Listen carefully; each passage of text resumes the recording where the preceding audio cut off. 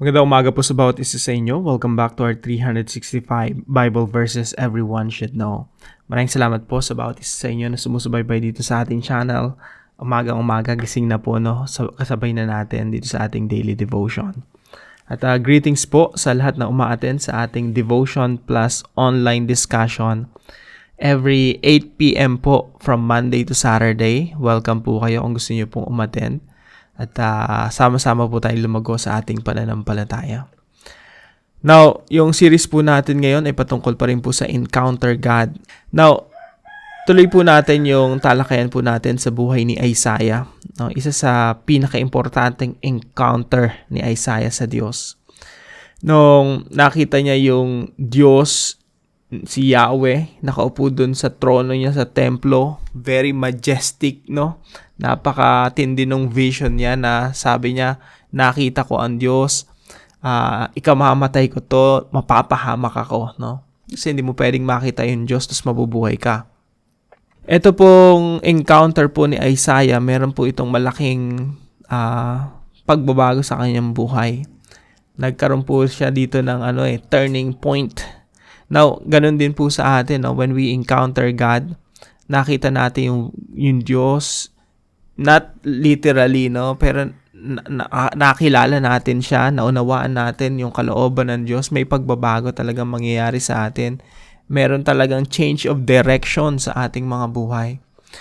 Now, yung vision na ito, sa vision na ito, merong narinig sa Isaiah. Pakinggan po natin yung narinig niya. Sabi niya, "Then I heard the voice of the Lord saying, Whom shall I send? And who will go for us?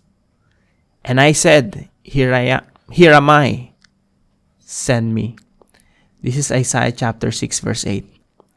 Pagkatapos narinig ko ang tinig ng Panginoon na nagsasabi, "Sino ang susuguin ko?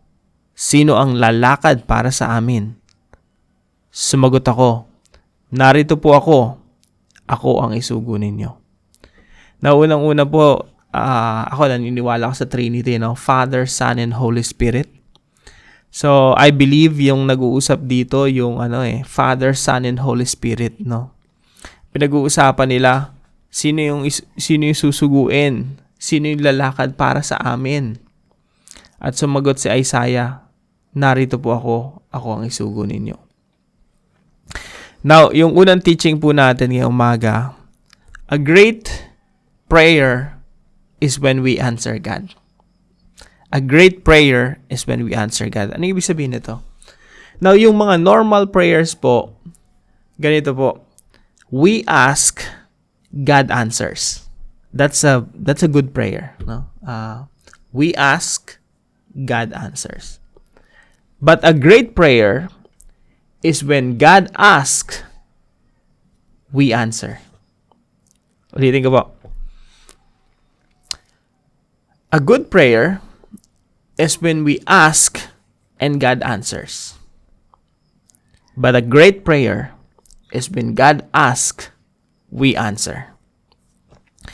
Now, yung Diyos po, merong misyon. Yung Diyos merong gustong gawin. Yung Diyos merong ginagawa sa mundo right now. Yung Diyos si Jesus Christ hindi nakatambay sa langit at pinapanood sumama yung mundo hanggang sa, okay, sobrang sama na yung mundo, kunin ko na yung mga Christians, no? Hindi ganun yung parang nakatambay. Ano ba ginagawa ni Lord ngayon? Now, si Lord ngayon, ginagawa niya, sinasakop niya yung buong nilikha. Sinasakop niya yung mundo, yung mga bansa sa mundo. He's conquering the nations right now through the Great Commission. At yung Great Commission magtatagumpay. Talagang lahat ng mga bansa luluhod at maglilingkod sa ating Panginoong Jesucristo. That's what God is doing right now. Now, a great prayer is when we say, "Lord, you're asking me to do this. You're asking me to become part of the Great Commission." I will answer. Yes would be my answer. I will go. A great prayer is when we answer God. When we answer yes to God. Sabi ni Jesus Christ, by the way, si Jesus Christ yung yung final sent one, the ultimate sent one of God. Nung dumating si Jesus Christ, namatay sa krus, muling nabuhay, at bago siya umakyat sa langit, na-accomplish niya yung mission niya. Sabi niya, itong mission ko na ito, ipagpatuloy ng church, ng body of Christ. Kaya tayo tinatawag na body of Christ eh. Kung ano yung sinimulan ni Jesus, ginawa ng mga kamay ni Jesus, sinabi ni Jesus nung unang panahon, tinutuloy ng church, the body of Christ. Kung sinimulan ng Panginoong Jesucristo yung Great Commission 2,000 years ago, itinutuloy iyon ng church, ng body of Christ. And you belong to the body of Christ. Kaya sabi ni Jesus Christ, go disciple the nations, baptizing them in the name of the Father, the Son, and the Holy Spirit, and teach them to obey everything I have commanded you. Talagang tuturuan natin yung buong mundo. Magsisimula yan sa pamilya mo, sa pamilya ko, sa mga kapatid natin, sa mga kamag-anak natin, sa mga kaibigan natin, ilalapit natin sila sa Panginoong Jesucristo sa pamamagitan ng Great Commission. A great prayer is when we say yes to the Great Commission. Lord, narito po ako. Ako ang isugo ninyo. Number 2 po, availability is better than ability. Naalala niyo yung devotion natin nakaraan, si Moses, sinusugo ng Diyos. You go to Egypt, set my people free, palayain mo sila. Pero ang daming excuses ni Moses, no? Sunod-sunod yung mga excuses niya. Hindi po ako marunong magsalita, hindi ako magaling. Sa atin, sa panahon natin ngayon, ganun din, no? Hindi ako magaling, hindi ako marasanay mag-memorize ng mga verses. hindi ako matalino. Lagi tayong naka-focus sa ability natin, sa kakayanan natin. Pero para sa Diyos, hindi naman ability yung kailangan ng Diyos. Kailangan ba ng Diyos ang abilidad mo? God can enable you to do even miracles, no? Hindi nagfo-focus ang Diyos sa ability natin. Ang mahalaga yung availability. Are you available? Are you willing and available? So, availability is better than ability. Kaya nga yung encounter ni Moses sa Diyos, sabi niya, ba't pero problema mo yung pagsasalita mo kung marunong magsalita o hindi? Sino ba gumawa ng bibig? Yung Diyos yung gumawa ng bibig. Yung Diyos yung nagbibigay ng abilidad. God will enable us. Ang tanong, it's not an issue of ability. Ang tanong, are you available? So, availability is better than ability. And number 3, we have a ministry of reconciliation. Ito yung Great Commission. Ano ba yung ibig sabihin ng Ministry of Reconciliation? Ito po yung sinasabi ni Apostol Pablo sa Corinto. Sabi niya, we have a Ministry of Reconciliation. Ano ibig sabihin ito? Na yung mga tao sa mundo, kaaway ng Diyos eh. Malayo sa Diyos, nagrebelde sa Diyos, walang takot sa Diyos, walang pananalig sa Diyos, walang pagsunod sa Diyos. Marahil yan yung membro ng pamilya mo. Marahil yan yung mga tao sa paligid mo, mga kaibigan mo, office mates. Now, ang ministry natin is to reconcile people back to God through the work of the Lord Jesus Christ by the power of the Holy Spirit. So, ang ginagawa natin, nagiging parte tayo ng pagre-reconcile, pagpapanumbalik ng mga tao sa paligid natin, palapit sa ating Diyos. Kaya po kung meron kang member ng pamilya, ikaw mismo or mga family, friends, ang goal natin talaga, mailapit sila sa ating Panginoong Jesucristo. Ang tanong, are you available to do that? It's not a matter of ability. Hindi mo kailangan maging professional pastor, missionary. Ang tanong, are you available to fulfill our ministry of reconciliation? Ma-reconcile yung mga tao sa paligid natin palapit sa ating Panginoong Jesucristo. Now, ano po application natin dito sa Isaiah 6:8? Number 1, let's hear the heartbeat of God. Yung Diyos may puso. Yung puso ng Diyos tumitibok. Ang tanong, naririnig mo ba ang tibok ng puso ng Panginoon? Ang tibok ng puso ng Panginoon ay may kinalaman sa reconciliation. Tuwan-tuwa ang Diyos pag nanunumbalik sa Kanya yung mga tao. Kaya nga sinugo niya si Jesus Christ eh.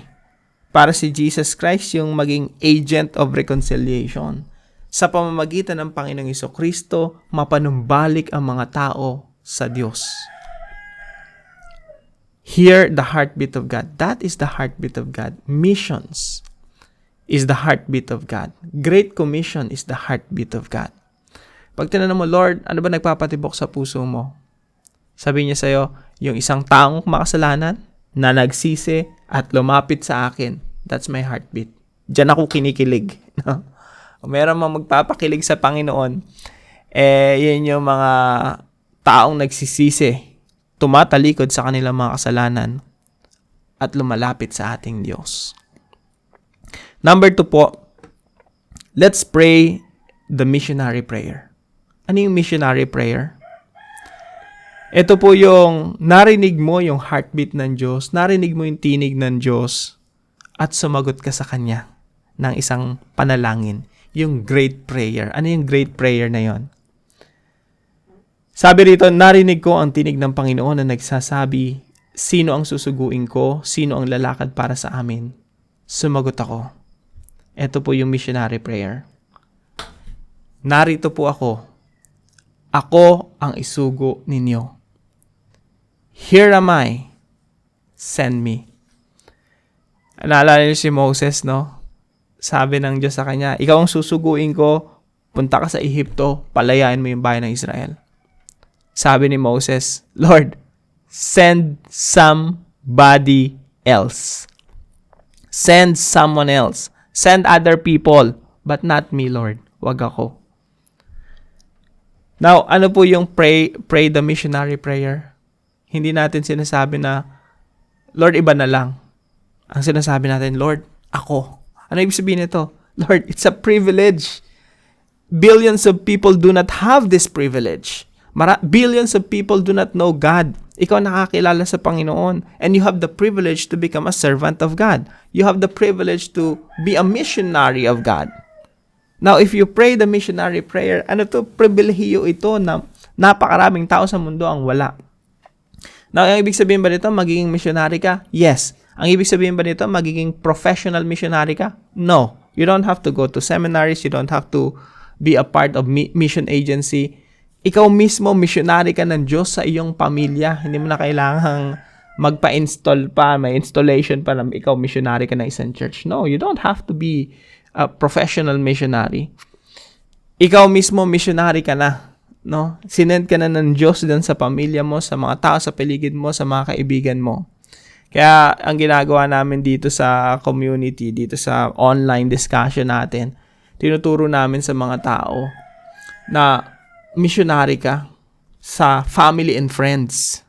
Nakafocus tayo sa family and friends. Nakafocus tayo sa mga house churches. Hindi mo kinukuha yung mga tao papunta dun sa church building. Ang ginagawa mo, sinesend mo yung mga tao sa family and friends, sa kanilang mga network, sa kanilang kung saan sila nakatira. Doon mo dinadala yung gospel. Doon mo sila tinutulungan lumago sa kanilang pananampalataya. So I hope you will become part of this ministry, no? Attend po kayo sa devotion plus online discussion. Dali natin yung gospel actually anyone can join, no? Just dali natin yung gospel, dali natin yung ebanghelyo ng Panginoon Jesucristo kahit saan lupalop ng mundo. So, let's pray the missionary prayer. We are God's missionaries. Kailangan lang natin maging available. Kailangan lang natin marinig ang tinig ng Diyos. Kailangan lang natin gawin yung mission natin. And number 3 po, let's reconcile people back to God. Isa sa pinaka magiging kaligayahan natin, no? Kaligayahan ng buhay natin, na makita natin mga anak natin na nagrebelde sa Diyos, nag-backslide, bumabalik sa Diyos. Mga kapatid natin na nakakilala sa Panginoon. Mga tito, tita, lolo't lola, nanay, tatay, mga tao sa paligid natin, mga kaibigan, pag nakikita natin sila, na-sharean natin sila ng gospel, naunawaan nila si Jesus Christ, naunawaan nila yung ginawa ni Jesus Christ sa krus, nagsisimula silang magsilbi at maglingkod sa ating Panginoon. Pag nakita mo sila, nagiging missionary din sila ng Diyos, that will be your greatest joy. Sobrang tuwan-tuwa ka, magiging masaya ka.